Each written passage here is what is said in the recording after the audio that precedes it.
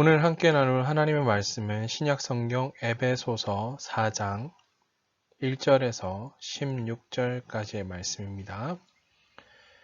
에베소서 4장 1절에서 16절까지의 말씀, 제가 가진 성경으로는 신약성경 313면 정도 있습니다. 에베소서 4장 1절에서 16절까지의 말씀 다 찾으신 줄 알고 제가 하나님의 말씀 봉독하겠습니다. 그러므로 주 안에서 갇힌 내가 너희를 권하노니 너희가 부르심을 받은 일에 합당하게 행하여 모든 겸손과 온유로 하고 오래 참음으로 사랑 가운데서 서로 용납하고 평안에 매는 줄로 성령이 하나 되게 하신 것을 힘써 지키라. 몸이 하나요 성령도 한 분이시니 이와 같이 너희도 부르심의 한 소망 안에서 부르심을 받았느니라. 주도 한 분이시요 믿음도 하나요 세례도 하나요. 하나님도 한 분이시니 곧 만유의 아버지시라. 만유 위에 계시고 만유를 통일하시고 만유 가운데 계시도다. 우리 각 사람에게 그리스도의 선물의 분량대로 은혜를 주셨나니 그러므로 이르기를 그가 위로 올라가실 때 사로잡혔던 자들을 사로잡으시고 사람들에게 선물을 주셨다 하였도다. 올라가셨다 하였은즉 땅 아래 낮은 곳으로 내리셨던 것이 아니면 무엇이냐.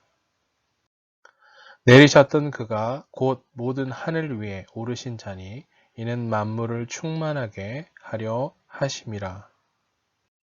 그가 어떤 사람은 사도로 어떤 사람은 선지자로 어떤 사람은 복음 전하는 자로 어떤 사람은 목사와 교사로 삼으셨으니 이는 성도를 온전하게 하여 봉사의 일을 하게 하며 그리스도의 몸을 세우려 하심이라. 우리가 다 하나님의 아들을 믿는 것과 아는 일에 하나가 되어 온전한 사람을 이루어 그리스도의 장성한 분량이 충만한 데까지 이르리니 이는 우리가 이제부터 어린아이가 되지 아니하여 사람의 속임수와 간사한 유혹에 빠져 온갖 교훈의 풍조에 밀려 요동하지 않게 하려 함이라. 오직 사랑 안에서 참된 것을 하여 범사에 그에게까지 자랄지라.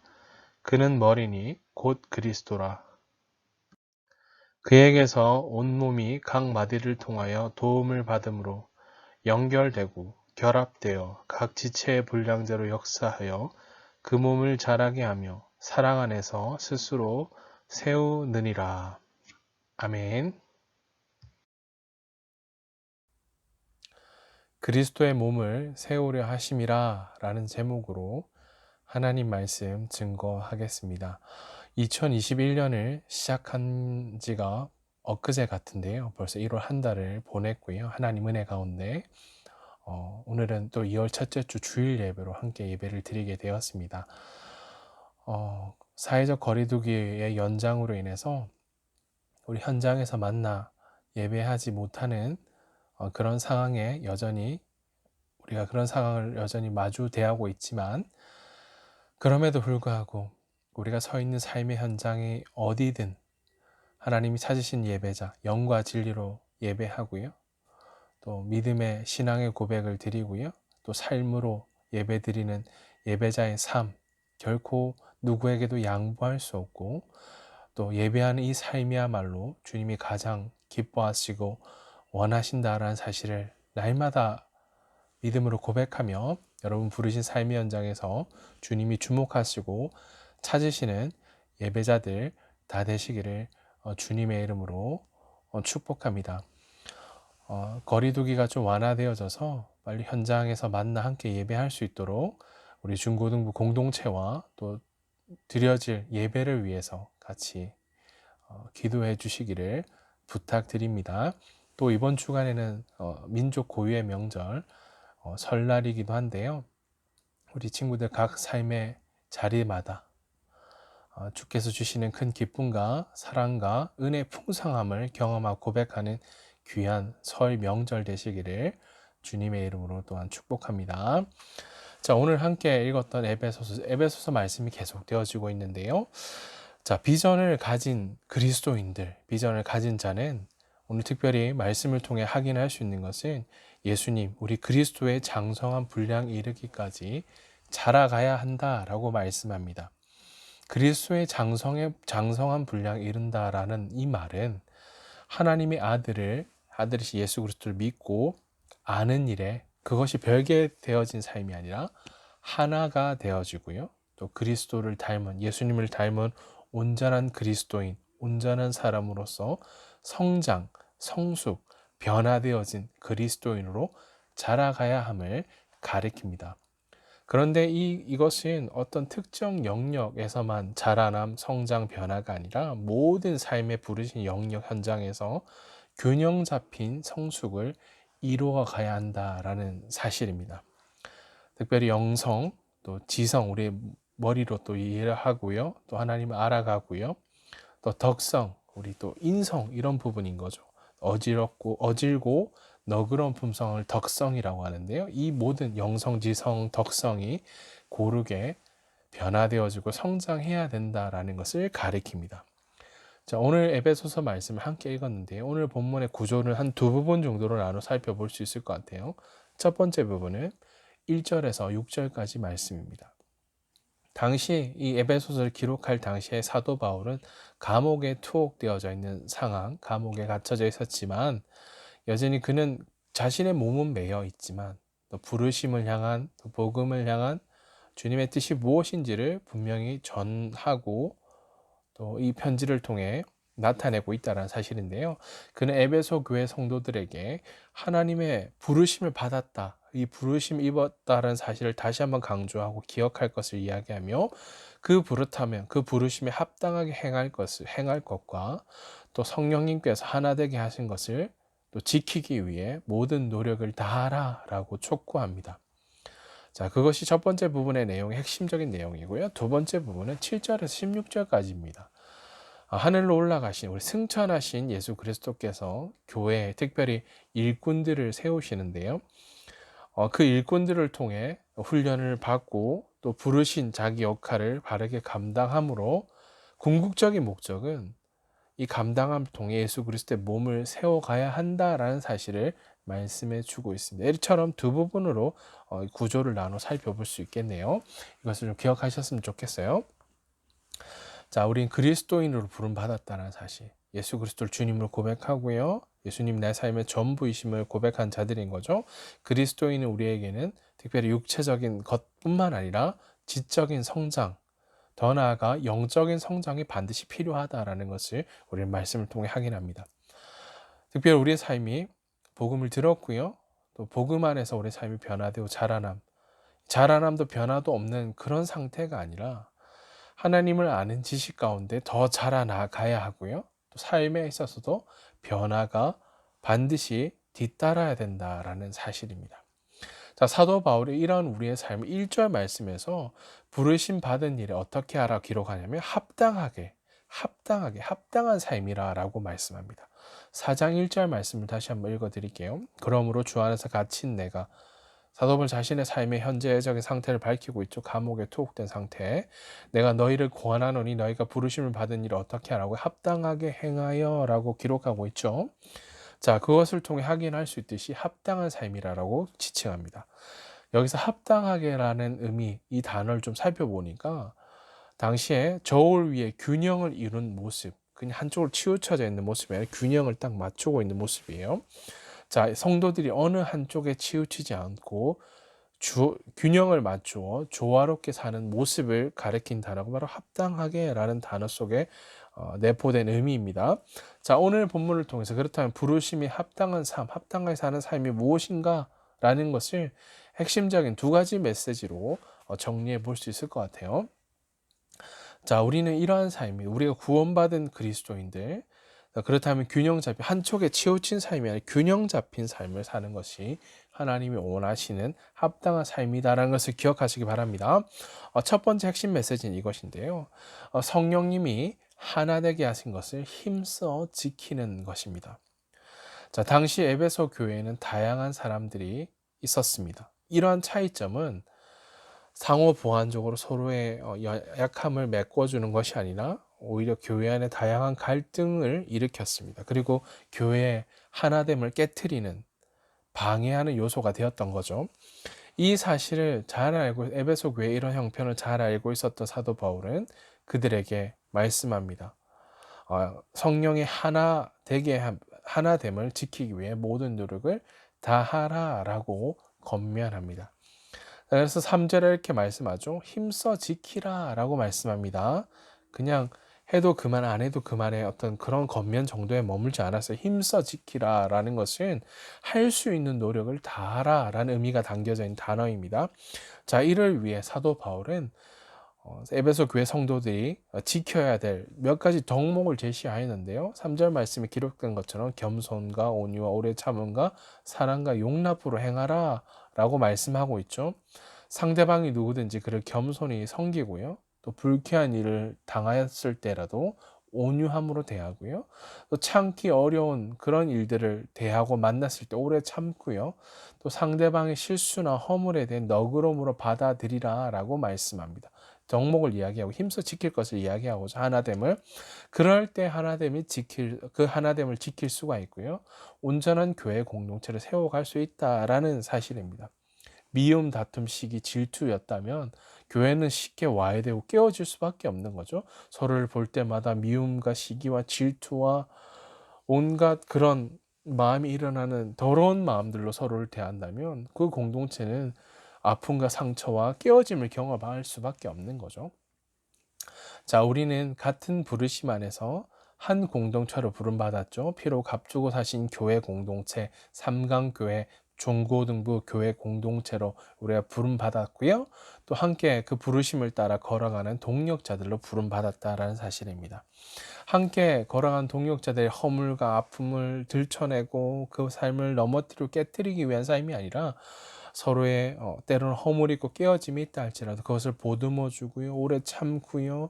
용납하고요. 사랑함으로 절제함으로 그런 함께 동력자들의 삶을 함께 세워가는 일에 우리가 부름받았다. 배려하는 삶으로 우리가 서야 되겠죠. 또 예수 그리스도의 사랑으로 인내하고 사랑으로 대할 때 영적으로 한 단계 더 성숙한 자리에 나아가게 되고 자라갈 수 있다라는 사실입니다. 이러한 기쁨, 이러한 부르심의 소망을 따라 함께 걸어가고 지음받았다라는 사실을 우리는 기억해야 된다라는 사실인 거죠.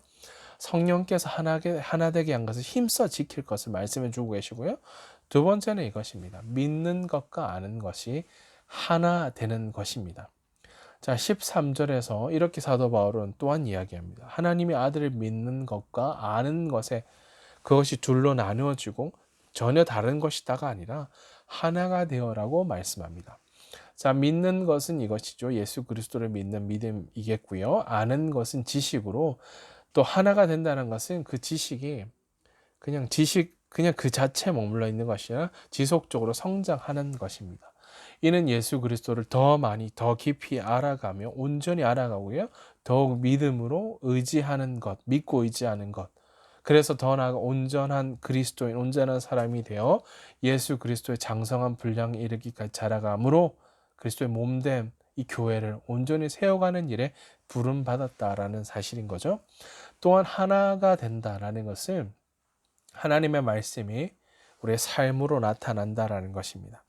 단순히 지적으로, 지식적으로 하나님을 아는 것, 그것에 머물고 그치는 것이 아니라 그 삶이 우리의 생활 밖 현장에 이어져서 우리의 삶으로 나타나고 행동으로 드러나는 것입니다. 즉 정리해 본다면 믿음과 삶은 별개의 것이 아니라 별개에 떨어져 있는 것이 아니라 하나가 되는 것. 믿음과 삶이 일치하는 것이라고 정리해 볼 수 있겠습니다. 즉 교회 안과 밖에서의 생활이 전혀 딴판의 삶이 아니라 같다라는 것을 고백하게 되는 거죠.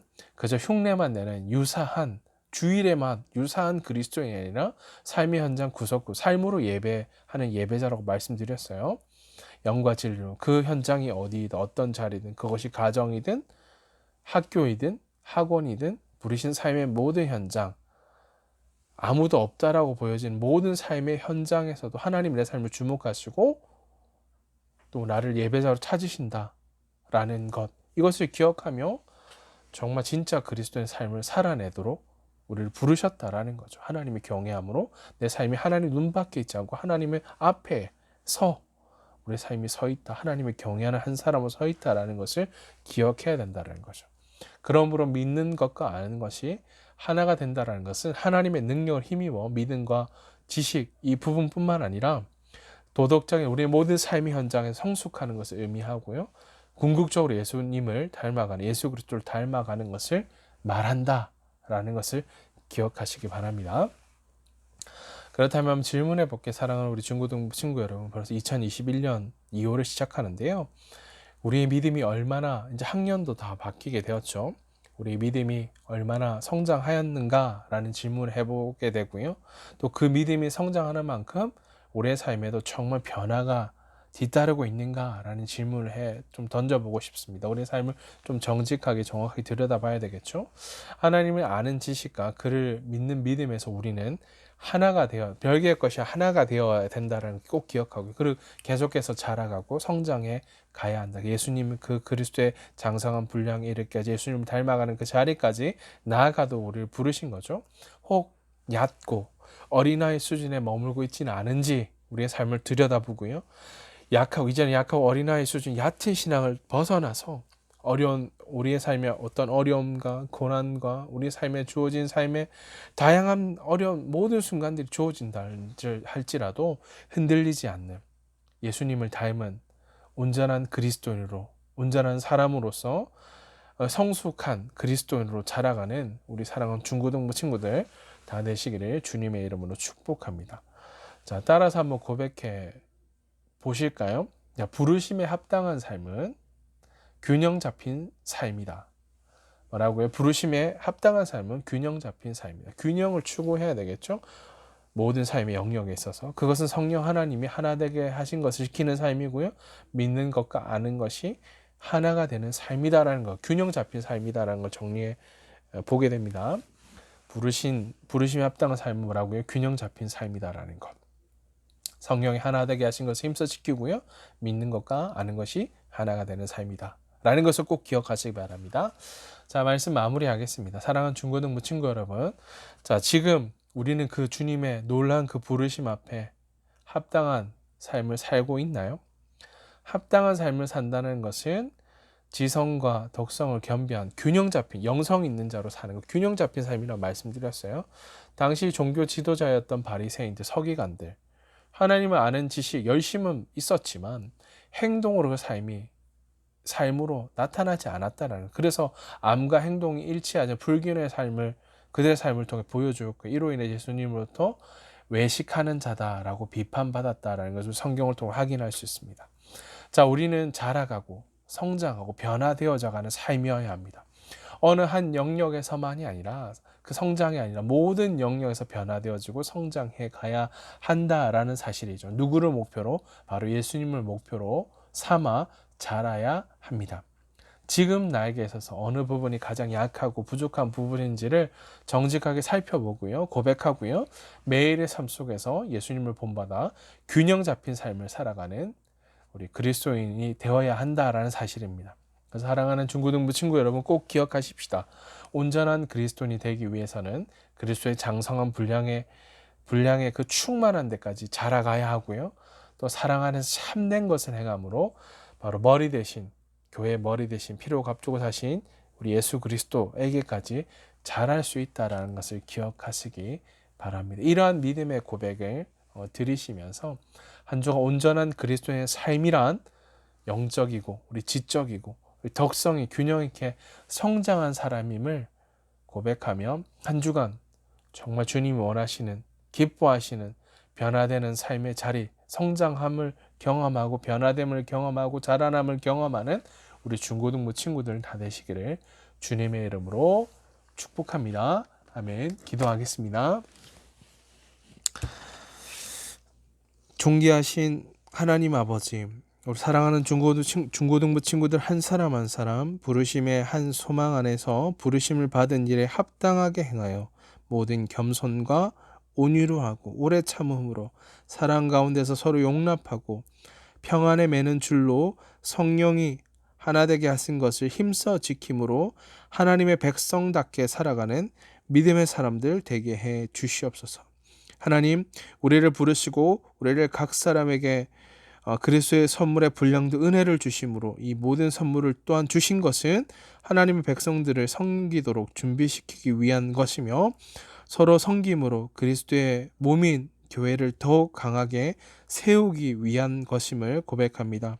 주께서 주신 은혜와 부르심을 따라 우리 모두는 하나님의 아들을 믿고 아는 일에 또한 하나가 되어 그리스도를 닮은 온전한 사람으로서 성숙한 그리스도인으로 균형 있게 그리고 하나님 보시기에 더욱 귀하게 자라남과 변화됨과 성장함을 경험해가는 중고등부 친구들 되게 하여 주시옵소서.